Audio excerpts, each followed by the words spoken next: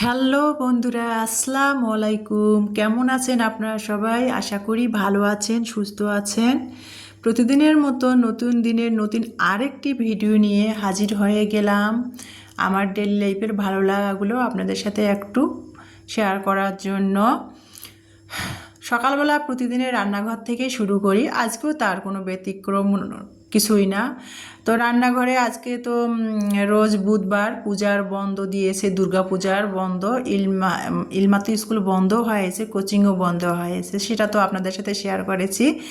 ইমানির আজকে প্রি মেডিকেলে যে উদ্ভাসিক কোচিংগুলো করতেছিল, ওর কোচিং কিন্তু গতকালকে ক্লাস করে শেষ, মানে বন্ধ দিয়েছে, আজকে থেকে বন্ধ। সেজন্য 9টার দিকে ঘুম থেকে অনেক সকালে উঠে আবার শুয়েছিলাম। 2 মেয়ে ঘুমাচ্ছে, ডাকি নাই, ফজরের নামাজ পড়ে 2 মেয়ে ঘুমাচ্ছে, ডাকি নাই, তো আবার শুয়েছি আমিও। তারপরে 9টা বেজে উঠলাম, উঠে এই যে রান্নাঘরে চলে আসলাম।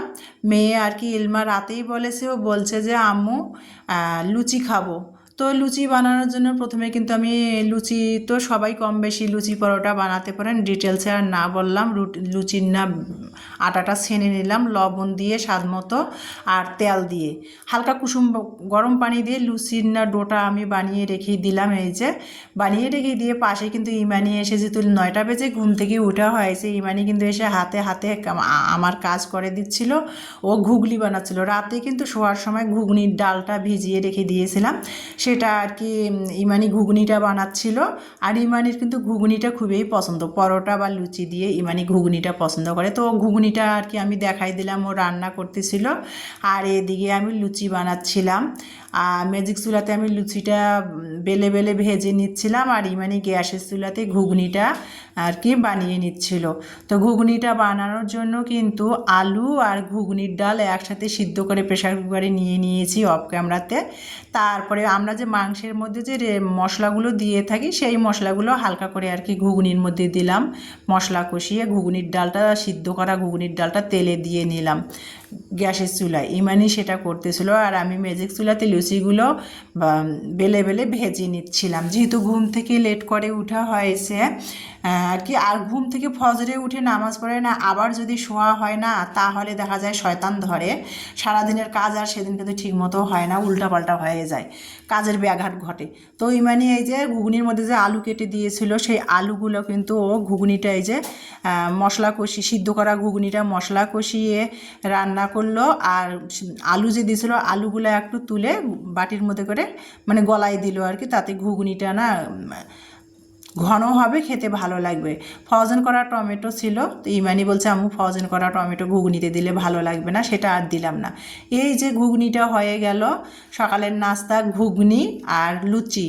আজকে আমরা এটাই সকালে খাবো, যেহেতু ছুটি আছে মেয়েদের পূজার, তো মেয়েরা বাসায় আছে, তো সেই জন্য আর কি। সকালবেলা মেয়েদের স্কুল থাকলে, প্রাইভেট থাকলে না, তাড়াহুড়া করে লুচি বা বিভিন্ন বুটের ডাল বা মানে কোনো কিছু এগুলো করতে সময় লাগে, হয় না। সেই জন্য আজকে বন্ধ, তো সেই জন্য ভাবলাম যে সময় আছে, যেহেতু লেট করে নাস্তা খেলেও সমস্যা নাই। তো লুচি বানিয়ে নিলাম আর একটু ঘুগনি তৈরি করে নিলাম। তো সকালের নাস্তা লুচি আর ঘুগনি, এটাই আজকে আমরা খাবো বন্ধুরা। তো যাই হোক, এই যে ইমানি বলছে আর প্লেটে প্লেটে নিতে, তো ইমানির প্লেটটা আমি সাজিয়ে দিলাম, যে নাও তুমি নিয়ে ভিতরে রুমে চলে যাও। আর আজকে রাতে না সারা রাত বৃষ্টি হয়েছে, বলতে ফজর থেকে কিন্তু অনেক বৃষ্টি হয়েছে আমাদের দিনাজপুরে।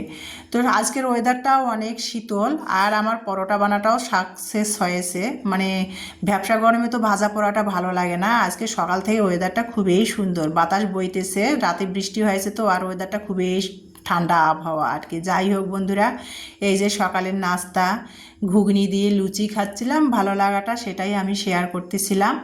আমি যেভাবে খাই পড়ি চলি, আমার ভালো লাগাটা সেটাই তো আমি শেয়ার করব, আর কী বা পারি, কী শেয়ার করব বলেন।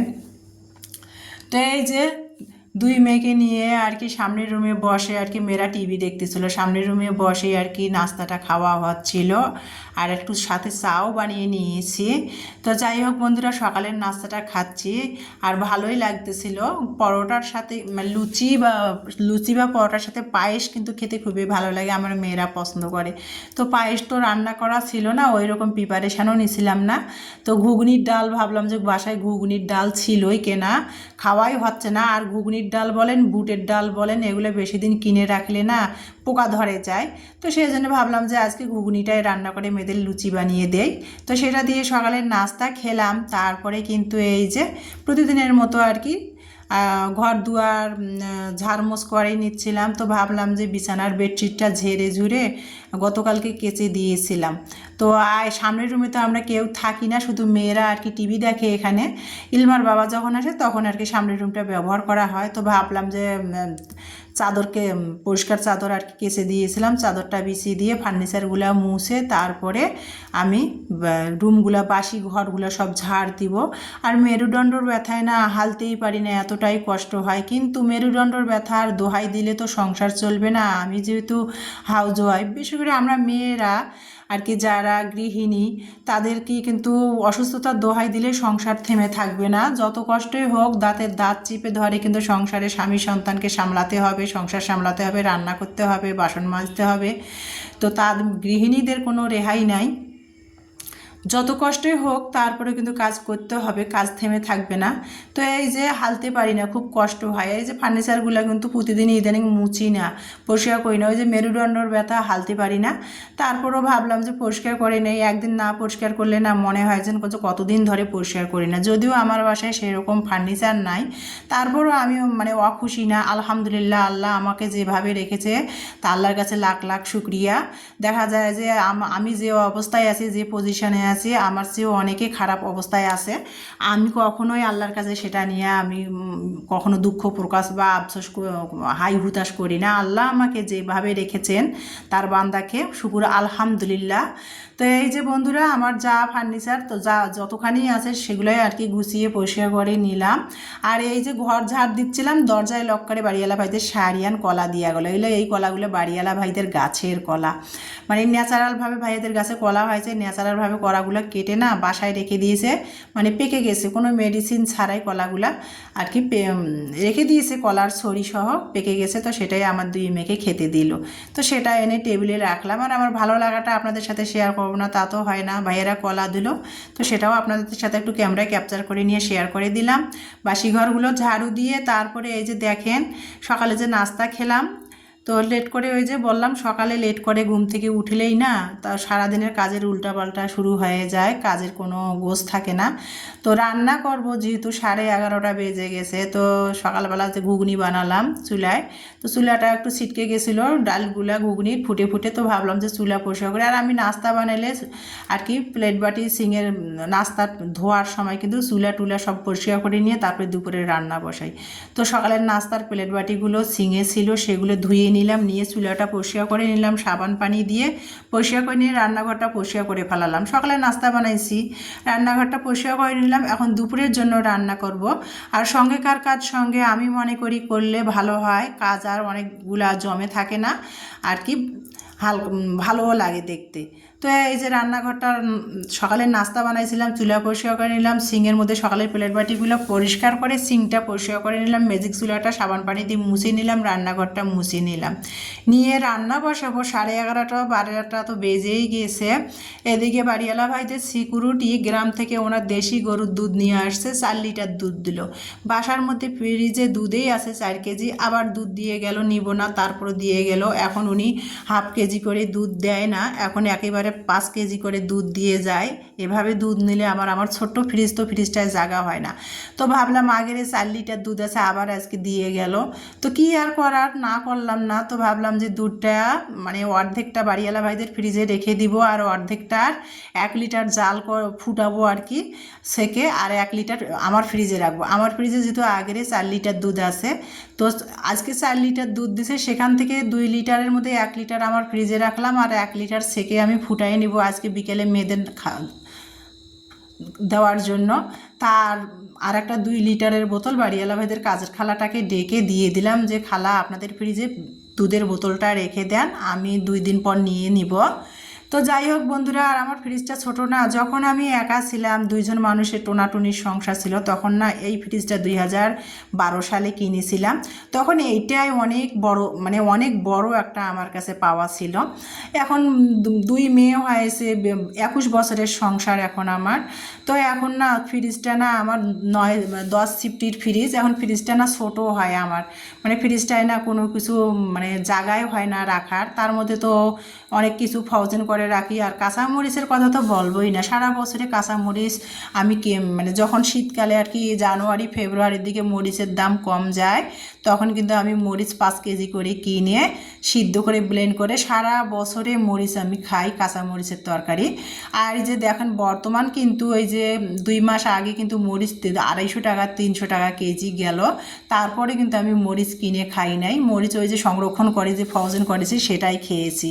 যার ফলে ফ্রিজটা না ছোটো হয়ে গেছে। আগে যদি আমার এখনকার মতো বুঝ হইতো তাহলে এই 10 সিফটির ফ্রিজটা নিতাম না, একেবারে বড় ফ্রিজে কিনতাম। কি আর করার, তখন বুঝতে পারি নাই নতুন সংসার, ভাবছিলাম যে এই ছোট ফ্রিজটা দিয়ে আমার চলে যাবে, কিন্তু বুঝতে পারি নাই এখন সংসার বড় হয়েছে, এখন না ফ্রিজ, বড় ফ্রিজ ছাড়া চলতেইছে না। কিছুদিন আগে ইলমার বাবা সহ আমি গিয়েছিলাম ওয়ালটনের শোরুমে, একটা বড় ফ্রিজ দাম করলাম, 1.5 লক্ষ টাকা চাচ্ছিল। আমার যে পছন্দ আর কি আলমারি সিস্টেমের ফ্রিজগুলো, 1.5 লক্ষ টাকা চাচ্ছিল। তো ওনারা কিস্তিতে নিলে 17,000 টাকা লাভ সহ আর কি নিবে, আর যদি কিস্তি ছাড়া নেয় তাহলে 17,000 টাকা ছাড় পাবো। তো ইলমার বাবা বলছিল যে কিস্তিতে ফ্রিজ নিব না, তোমাকে আমি ক্যাশে ফ্রিজ কিনে দিব। তো সেই জন্য আর কি একটু ওয়েট করতেছি। তার মধ্যে আবার জমি নিলাম বগুড়াতে, বগুড়া শহরে জায়গা নেওয়া, চাকরির উপর দিয়ে সংসার চলে, জায়গা নেওয়া, খাওয়া, বাচ্চা কাচ্চার পড়ালেখার খরচ, একটা চাকরির রোজগারের উপর দিয়ে তো পুরা চলতে হয়, তাই না? সেই জন্য আর কি জমিটা আগে নিলাম, মানে দর দামে পছন্দ হয়ে গেল, জমিটা নিয়ে নিলাম। এই জন্য আর ফ্রিজটা নিলাম না, যে ফ্রিজ যে কোনো সময় কেনা যাবে, আগে জমিটা নিয়ে নিলাম। আর আমার অনেক শখ আর কি, 20 বছর ধরে আমার শখ যে আমি বগুড়াতে সেটেল হব, বগুড়াতে জায়গা যদি পাই একটু কিনবো। তো যাই হোক, বগুড়াতে জায়গাটা কেনার পর হাতও খালি, একটু টাকা পয়সারও সমস্যা, সেই জন্য আর কি ভাবলাম যে না, এগুলো আর কি আমি ঝেড়ে ঝুড়ে উঠি তারপরে ফ্রিজ কিনবো। সেই জন্য আর কি কষ্টই করি, কষ্ট না করলে একজন সংসারে না, একটা গৃহিণী যদি কষ্ট না করে, স্বামীর পাশে না থাকে, স্যাক্রিফাইস না করে, তাহলে কোনো দিন কিন্তু একটা স্বামী মানে উপরে উঠতে পারবে না, বা কোনো কিছু করতে পারবে না। মানে একটা সংসারে একটা স্ত্রীর কিন্তু অবশ্যই অবদান থাকতে হবে একটা স্বামীকে মানে আর কি ভালো পজিশানে আসায় বলেন বা সংসারের উন্নতি বলেন হওয়ার জন্য, কিন্তু একটা স্ত্রীর অবশ্যই অবদান থাকা দরকার আমি মনে করি। যেমন আমি সবসময় আমার স্বামীর পাশে সব সময় থাকি, সব দিক দিয়ে আমি আমার স্বামীকে মানে সাপোর্ট দেই, যার ফলে আর কি আমি ওই যে বগুড়াতে জায়গা কিনতে পেরেছি। তারপরে সৈয়দপুর ক্যান্টনমেন্টেও কিন্তু একটা জায়গা নিয়েছি আর কি, কষ্ট করে চাকরি রোজগারের টাকা দিয়ে শ্বশুরবাড়িতে দেওয়া, নিজে চলা, তা বাসা বা ভাড়া বাসায় থেকে নিজে চলা, শ্বশুরবাড়িতেও দিতে হয়, আত্মীয় স্বজনকেও দেখতে হয়। আবার এই যে জায়গা কিনলাম 2খানে, সৈয়দপুর ক্যান্টনমেন্টেও জায়গা কিনেছি, আবার বগুড়া ক্যান্টনমেন্টে কিনি নাই, বগুড়া মমইনের পাশেই জায়গা কিনেছি। সাধ্যখানি কিন্তু কথা না, স্যাক্রিফাইস যদি আমি আমার স্বামীকে না করতাম, কোনো দিন আমার স্বামী কিন্তু কোনো কিছুই করতে পারতো না। মানে আমি কেন, যে কোনো স্ত্রী, একজন স্বামীকে যদি, একটা স্ত্রী যদি স্যাক্রিফাইস না করে সংসারে, কোনো দিন একটা স্বামী তার লক্ষ্যে পৌঁছাতে পারবে না আমি মনে করি। যেটা সবসময় আমি করি, আমি মনে করি অন্যরাও করে। তো যাই হোক, এটা গল্প করার কিছুই না। এই যে তারপরে কিন্তু অনেক বক বক করতেছিলাম, আর আমি না গুছিয়ে কথা বলতে কেন জানি পারি না, এক কথা দেখা যাচ্ছে 2-3বার রিপিট করে ফেলেছি, কিন্তু গুছিয়ে কথা বলতে পারি না, এত চেষ্টা করি গুছিয়ে কথাই বলতে পারি না। তো যাই হোক বন্ধুরা, এটা আমার দুর্বলতা। তো এই যে তারপরে কিন্তু আমি কি করলাম, লাউ মানে ফ্রিজে না পেঁপে নিয়ে আসছিলাম সবজি খাওয়ার জন্য, তো পেঁপেটা না পেকে গিয়েছে। তো ভাবলাম যে পেঁপে রান্না করব বা পেঁপে ভাজি করব, পেঁপেটা তো পেকে গেছে, আধ পাকা হয়ে গেছে, সেটা তো আর রান্না করা যায় না। তো আমার মেয়ে বলছিল যে দাও আম্মু পেঁপে মাখাই, আর আমার মেয়েরা কিন্তু কাঁচা পেঁপে পেয়ারার মতোই মাখিয়ে খায়, ওরা খুব পছন্দ করে। তো পেঁপেটা কিন্তু আচার, আমের আচার ছিল, সেই আমের আচার দিয়ে কিভাবে আর কি মশলা চিলি ফ্লেক্স মশলা, বিট লবণ, সরিষার তেল দিয়ে পেঁপেটা মাখিয়ে খেলাম, সেটা তো আপনারা দেখেছেন। তারপরে কিন্তু লাউ ছিল, লাউ আর কি দুদিন আগে তো আমি বাজার করেছিলাম, লাউ নিয়ে আসছি।